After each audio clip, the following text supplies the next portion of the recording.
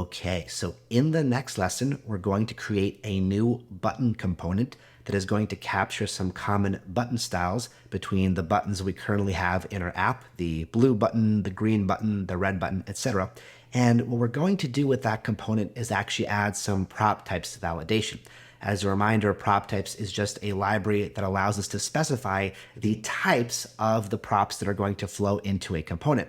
So we can say that a component will have prop A, that's going to be a string, and prop B, that's going to be a number, etc.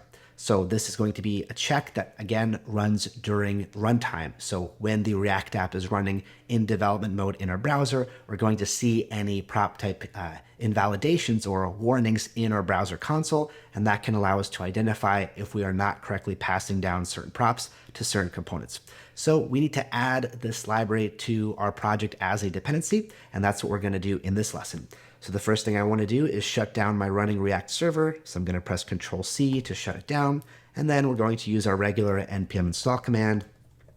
I'm going to add the -- save flag just in case. And we're going to add the prop -types library, all lowercase prop -types.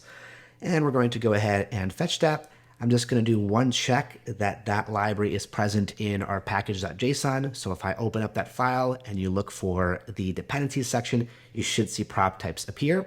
Prop types is available as a sub-dependency of some of these libraries, but it's always good to add it as an actual dependency to your own list, just in case you are using it and importing that library in any of your files, because otherwise you might be relying on the library as it's packaged as a dependency for some other library. And if that some other library chooses to remove prop types, then your code will no longer work. So if your project needs something, it's always a good idea to make sure it is included in this actual list of dependencies.